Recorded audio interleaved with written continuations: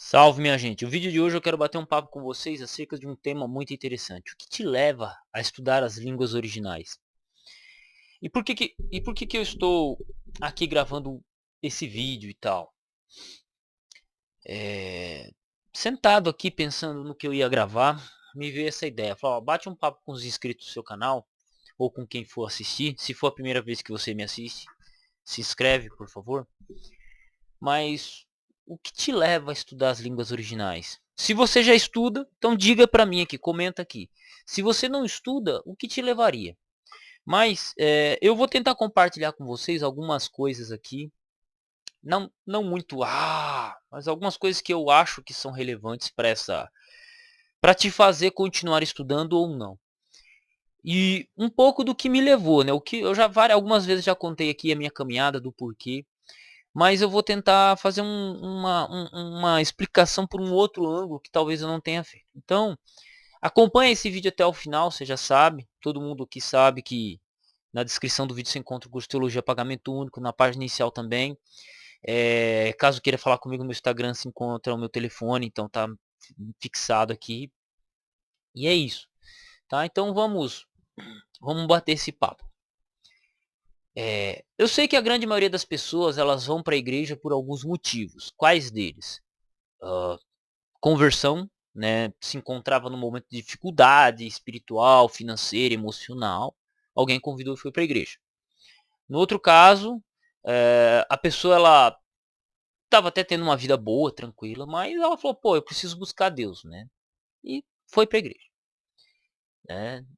Outros porque amigos. Tem um amigo e esse amigo te levou para a igreja. Esse amigo te levou para a igreja. Tem pessoas que simplesmente, sei lá, vão para a igreja. Porque o pai ia, por tradição, sabe assim, eu sou católico por tradição, eu sou evangélico há 50 anos. Tranquilo, tranquilo. E eu não estou aqui dizendo o que é certo ou o que é errado, mas eu acho que existe uma pequena quantia de pessoas que elas têm uma inquietação, elas têm uma inquietação que as leva a estudar e conhecer as coisas. E como que eu posso colocar, assim, eu tô divagando bastante porque eu tô tentando achar as palavras certas, assim, e não dizer que eu seja desse jeito e tal, não. Eu eu na verdade fui à igreja por influência de amigo mesmo, eu tive um amigo que mudou minha visão sobre o que era religião, porque eu sou vocês percebem pela minha abordagem que, sinceramente, eu não sou aquele típico, membro de igreja, né, já se percebe-se, né. Mas você tem essas pessoas que chegam até a igreja por alguns motivos. Eu sou um cara que eu estou na igreja pelo conhecimento. Eu gosto de aprender as coisas. Eu gosto. Eu gosto de aprender e de ensinar. Eu gosto. E, e quando eu cheguei na igreja, inicialmente, a minha intenção era aprender de Bíblia. E porventura eu comecei a estudar grego e crítica textual porque eu necessitava, e eu necessito saber se a Bíblia que eu tenho é confiável, se a tradução que eu utilizo é confiável. Essa é uma inquietação minha. Essa inquietação me faz estudar até hoje, me faz buscar compreender. E hoje, por incrível que pareça, graças a essa inquietação, eu consigo conversar com algumas pessoas, ajudá-las, tirar dúvidas e por aí vai. À minha maneira, ao meu estilo, mas consigo e faço. Alguns gostam, outros não gostam, outros criticam e tá tudo bem, tá tudo bem. Mas eu quero essencialmente saber qual que é o seu estilo, qual que é a sua abordagem, o que te leva a isso. E é interessante porque alguns anos atrás, trabalhando na construção civil, ainda trabalho na construção civil, eu me vi pensando, algumas pessoas elas vão passar por essa vida sem ter lido um livro na vida e serão pessoas felizes. Existem pessoas que passarão por essa vida que só conseguirão se satisfazer lendo livros.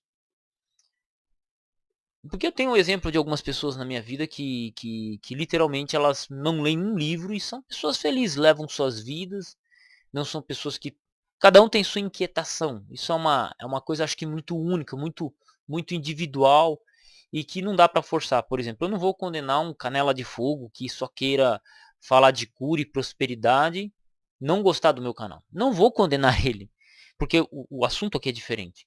Assim como eu, se eu pegar um canal, uma pregação que a pessoa só fala de cura e milagre e de autoajuda, para mim é um sofrimento. Para mim é sofrimento. Por quê? Porque eu gosto de ouvir coisas inteligentes, gosto de aprender, gosto de refletir sobre aquilo que estou ouvindo. Não somente falar que Deus vai curar, que Deus vai me dar riqueza, ou que eu preciso ir no psicólogo. Literalmente, existem pregações hoje assim. Talvez na sua igreja não seja desse jeito, mas na minha, pelo menos, em grande, em boa parte dos casos acontece isso, né? E, e me incomoda, porque as Sagradas Escrituras elas vão além disso. Elas vão além de mim. Mas a inquietação inicial do vídeo é o que leva alguém a estudar grego.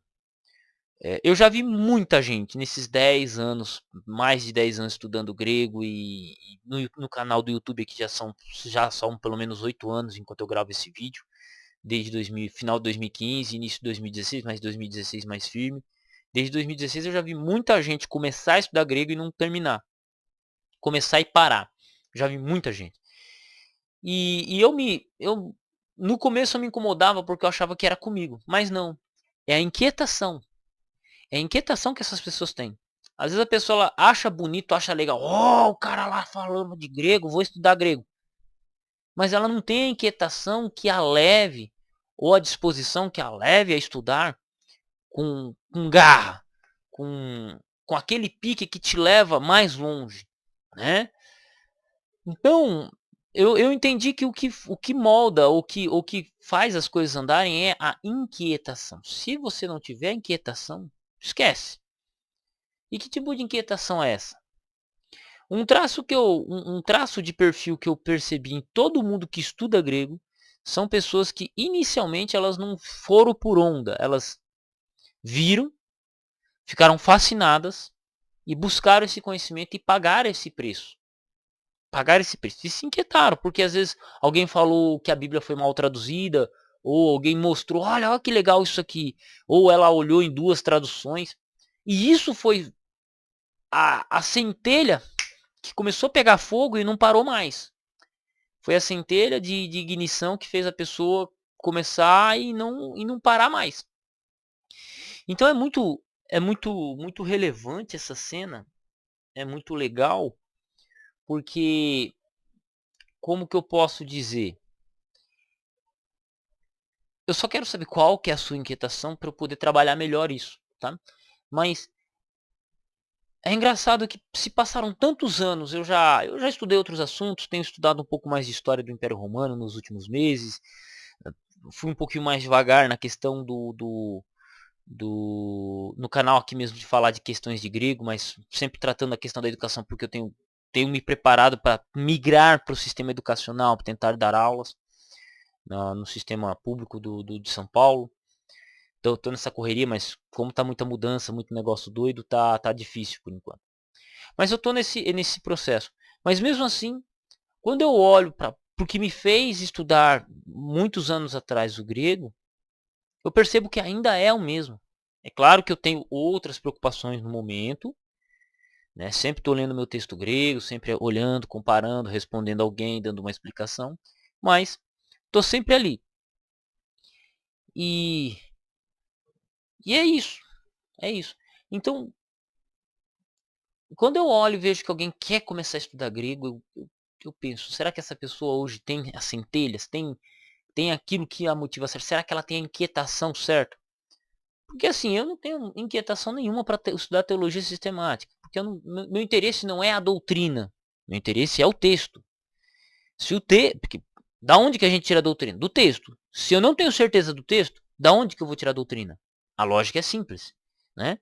A caminhada, a metodologia é simples. Para eu estabelecer uma doutrina, eu preciso do texto. Se eu tenho o texto, eu consigo estabelecer a doutrina. Então a doutrina ela é secundária ao texto. Lembre-se disso. A doutrina ela tem que ser secundária ao texto. E isso me faz sempre querer estudar, sempre querer aprender mais. Tanto que por causa do estudo do grego me fez estudar acabei estudando duas matérias por engano, que é letras e teologia, né? Eu tenho formação em teologia e acabei estudando grego. Eu estudei grego antes de entrar no seminário teológico, depois eu fiz teologia. E acabei fazendo letras por causa da questão de linguística que me ajudaria a trabalhar com a questão do texto grego em si, com a questão de literatura e por aí vai. Então, essa intenção de estudar, aquela centelha, ela se mantém até hoje e me levou para um caminho que eu nunca imaginei que teria formação em letras. Eu nunca me imaginei sendo professor de inglês ou professor de língua portuguesa. Se você falar assim, você não tenho esse foco. Assim, não é que eu não tenho, nunca me imaginei. Nunca me imaginei. Eu me imaginar formado em história, sim, isso sim eu já me imaginava, já estava no projeto, estava nos planos, mas letras e teologia, jamais. E tudo isso começou com uma leitura de um livro chamado Explicação Textos Difíceis da Bíblia, Pedro Apolinário, que me fez estudar o grego. E essa centelha ela se mantém acesa até hoje. É uma coisa que eu vou carregar pro resto da vida. Não sei como vai ser daqui os próximos anos, os próximos dias, se eu vou estar vivo, se eu vou estar em tal lugar, se eu não vou.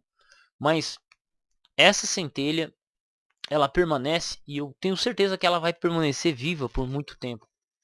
E vai me acompanhar. E é isso que eu preciso saber. Isso é uma coisa só minha ou é de você também que estuda? Era só isso que eu queria saber. Tá? Eu sei que o vídeo hoje tá numa pegada diferente, não tá naquela explicação exegética do grego e o livro e por aí vai. Beleza? Um abraço, tamo junto.